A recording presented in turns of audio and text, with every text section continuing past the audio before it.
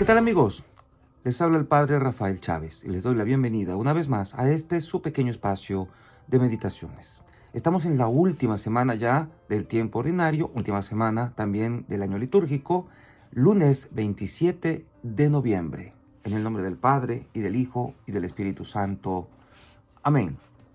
Mueve, Señor, la voluntad de tus fieles, para que, secundando con mayor empeño la acción de tu gracia divina, recibamos con mayor abundancia los auxilios de tu bondad. Por nuestro Señor Jesucristo, tu Hijo, que vive y reina contigo en la unidad del Espíritu Santo, y es Dios, por los siglos de los siglos. Amén. Hoy tenemos como primera lectura al libro de Daniel, capítulo 1, versículos del 1 al 6 y del 8 al 20. El año tercero del reinado de Joaquín, rey de Judá, vino a Jerusalén Nabucodonosor, rey de Babilonia, y la sitió. El Señor entregó en sus manos a Joaquín, rey de Judá, así como parte de los objetos del templo, que él se llevó al país de Senaar, y los guardó en el tesoro de sus dioses.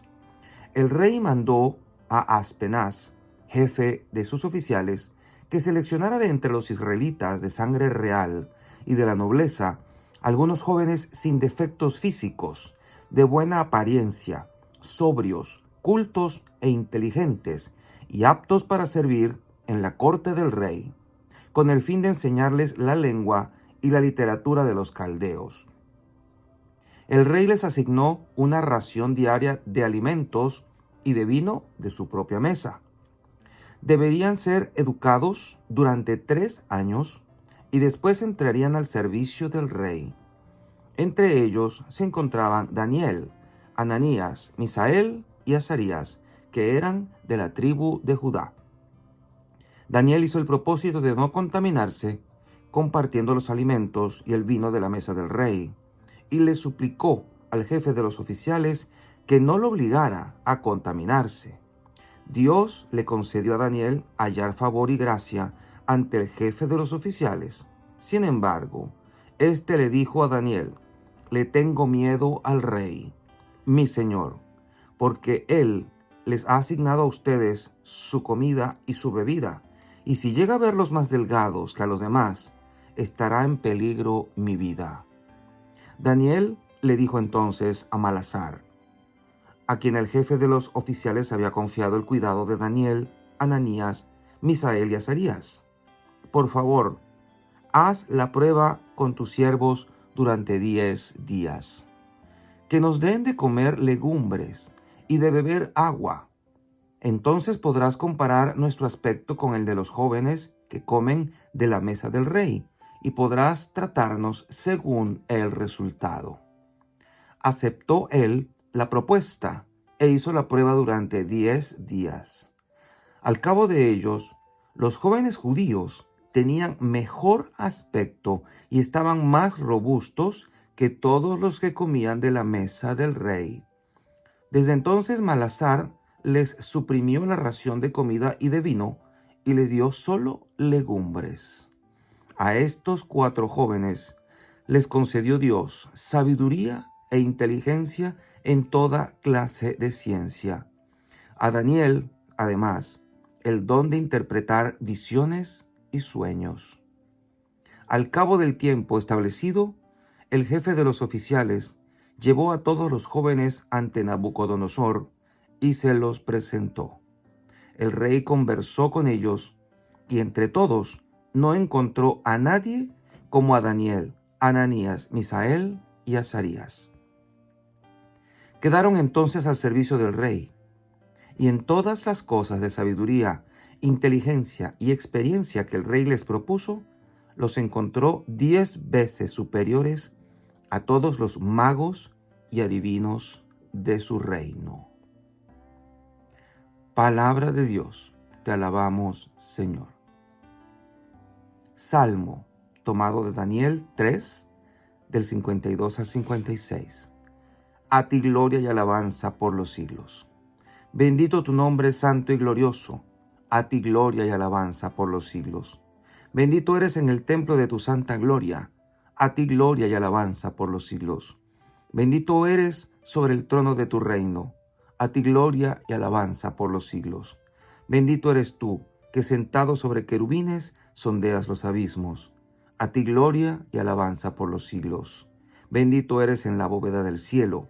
A ti gloria y alabanza por los siglos. Y el Evangelio de hoy está tomado de Lucas, capítulo 21, versículos del 1 al 4.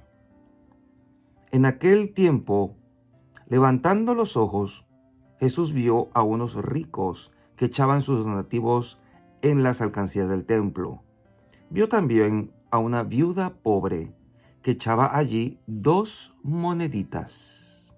Y dijo: Yo les aseguro que esa pobre viuda ha dado más que todos, porque éstos dan a Dios de lo que les sobra, pero ella, en su pobreza, ha dado todo lo que tenía para vivir.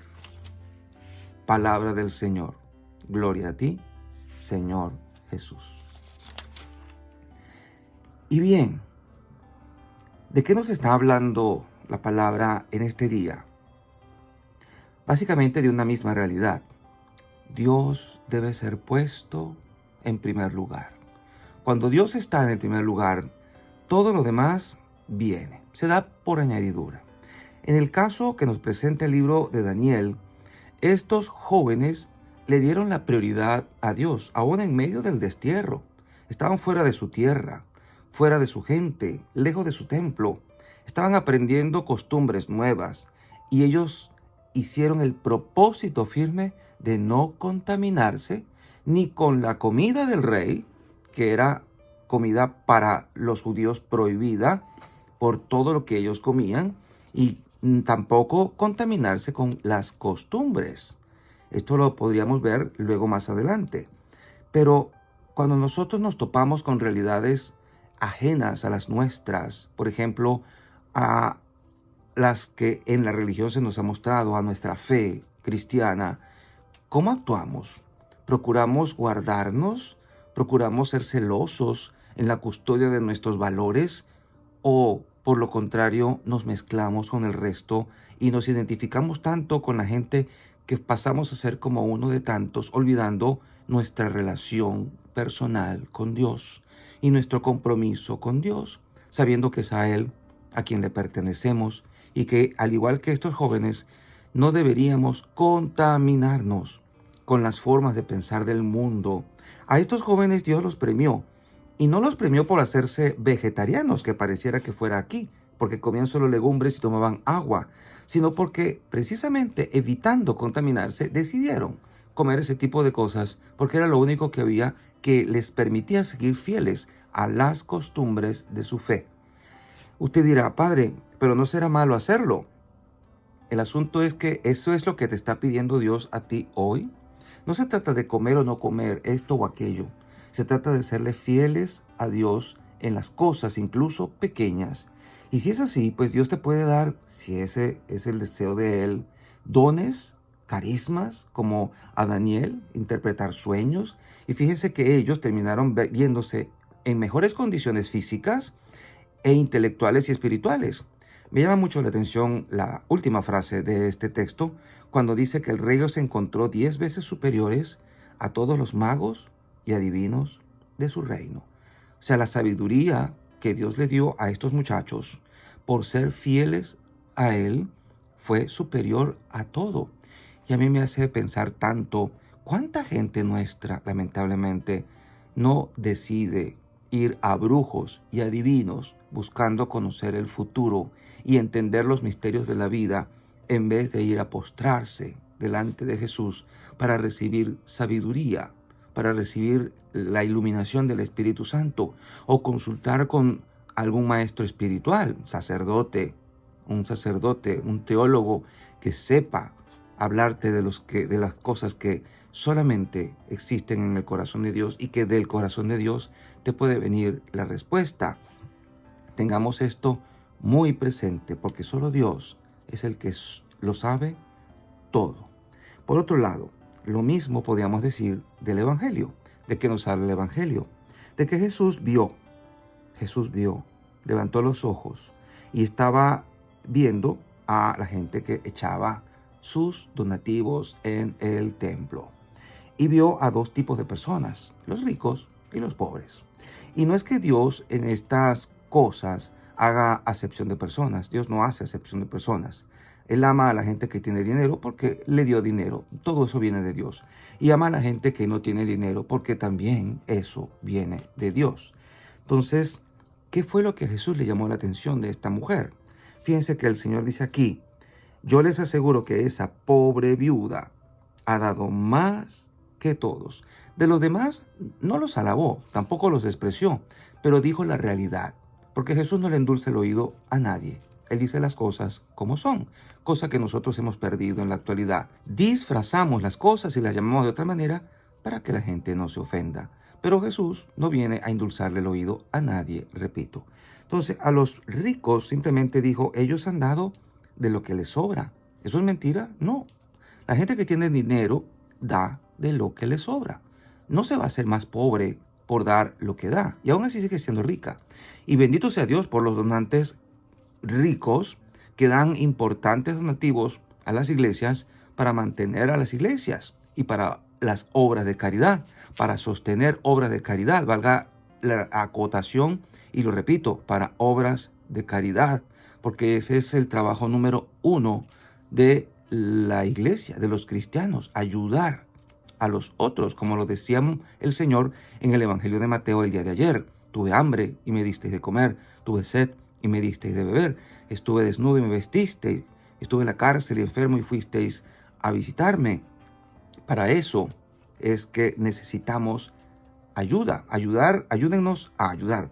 Pero esta pobre viuda podría decir, ¿yo con qué puedo ayudar? Yo no tengo dinero, yo soy pobre. Y Jesús enfatiza su situación, esta pobre viuda, pobre. Las dos cosas eran la realidad de esta mujer. No tenía ayuda porque era viuda y no tenía dinero. Era pobre porque era viuda. Mas, sin embargo, no dudó en echar todo lo que tenía para vivir. Podemos decir que ella le dio allí la prioridad absoluta a Dios. Uno puede decir, repito, ¿esto acaso puede servir a la causa de Dios? ¿Puede ayudar a los pobres esto? ¿Puede servir a mantener el templo hermoso? Sin duda alguna, a esta mujer le importaba mucho cumplir con Dios, estar bien con Él y aportar. Y se sintió útil y seguramente muy feliz de poder dar todo cuanto tenía, y no solo en el bolsillo, sino en su vida, a la alcancía del templo. Se lo estaba dando a Dios. Ella tenía a Dios como la prioridad número 1. Cualquier persona podría decir, pero ¿cómo va el templo a extorsionar a esta pobre viuda? Esto no es caridad. No, es que no se trata de eso. Miremos un poquito más profundamente. Para esta mujer lo más importante era darle culto a Dios. Para esta mujer lo más importante era amar a Dios.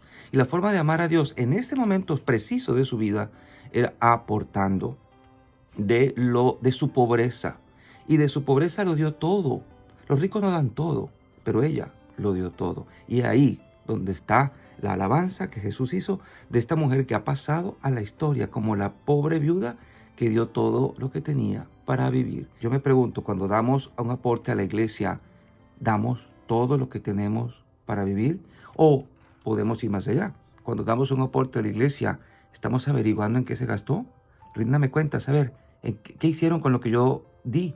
O a veces queremos dar un aporte, pero que mi nombre aparezca ahí, grabado en letras, que aparezca que yo fui la persona que dio eso o que donó para la silla, para el asiento, para el vitral. Cuidado, porque estaríamos alimentando el ego de alguna persona y lejos de estarle haciendo algún bien, le estamos haciendo un mal. Pidámosle al Señor que nos ayude a ser tan generosos como la viuda y a ponerlo a Él en el primer lugar, como lo hizo esta mujer que ha pasado a la historia. Y la bendición de Dios Todopoderoso, Padre, Hijo y Espíritu Santo, descienda sobre cada uno de ustedes y les acompañe siempre. Y seguiremos en contacto, si Dios lo permite, a través de este canal. Chao, chao.